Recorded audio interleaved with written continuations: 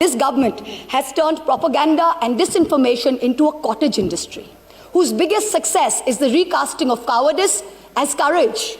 They have firmly established this government's motto of brutality over morality. The sacred cow that was the judiciary is no longer sacred. It stopped being sacred the day a sitting Chief Justice of this country was accused of sexual harassment, presided over his own trial, cleared himself, and then proceeded to accept a nomination to the upper house within 3 months of retirement, replete with Z+ security cover.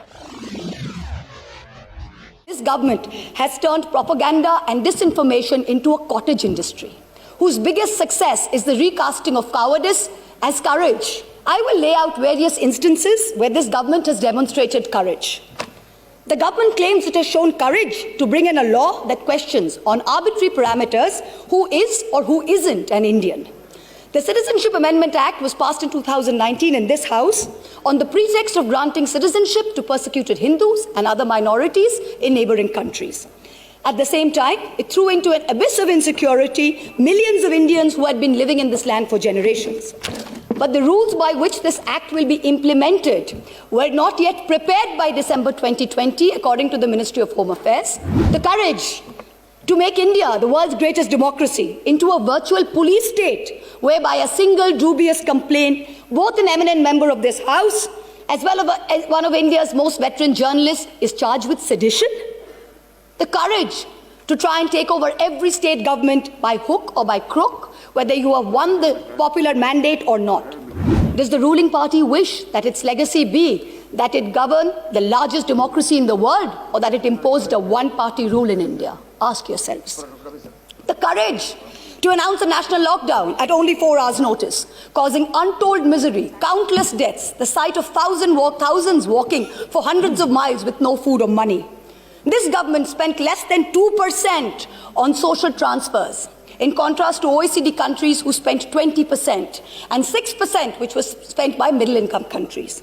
The courage, no, the brazen audacity to announce an economic rebound. India was the single worst performer among developing countries in the year 2020.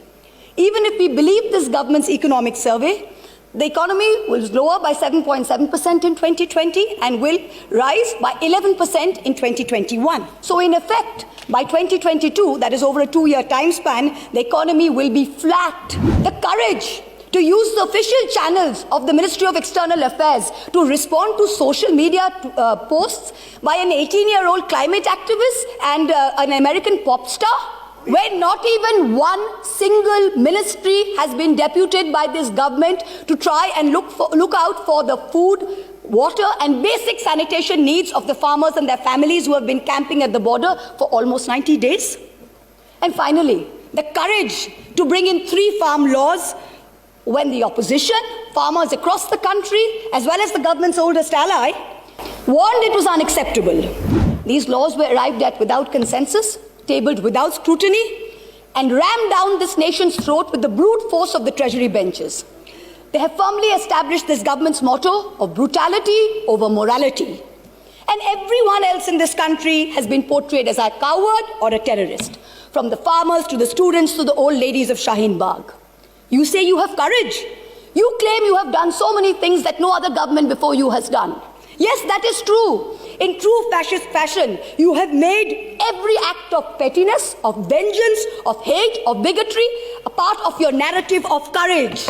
The sacred cow that was the judiciary is no longer sacred. It stopped being sacred the day a sitting Chief Justice of this country was accused of sexual harassment, presided over his own trial, cleared himself, and then proceeded to accept a nomination to the upper house within 3 months of retirement, replete with Z+ security cover. The judiciary stopped being sacred when it chose to squander the greatest opportunity that any bench of the highest court of this land has ever seen to reinforce the founding principles of our democratic republic and to uphold the rights enshrined in Part 3 of our Constitution. One second, please. Premchandra ji. She cannot discuss 352 the Chief Justice, the conduct of the Chief Justice of India. Let the minister here, without giving the prior notice and approval of your chair. 2.5. A member while speaking shall not reflect upon the conduct of a person in high authority unless the discussion is based on a substantive motion drawn in proper items. Chief justice of India को हम लोग यहाँ discuss कर रहे हैं sir. Let me pass the observation of the chair. We will go through the proceedings. If anything, it is affecting the higher authority and anything which is unparliamentary, definitely it will be looked into and it will be corrected. Please try to avoid such observations. A very large section of the Indian media has plummeted to new depths, both in terms of lack of factual reporting as well as the total absence of journalistic ethics.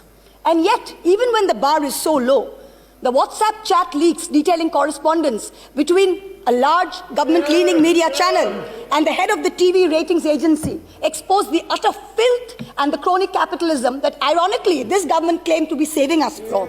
You keep taunting the Congress about the emergency, but India today is in a state of undeclared emergency.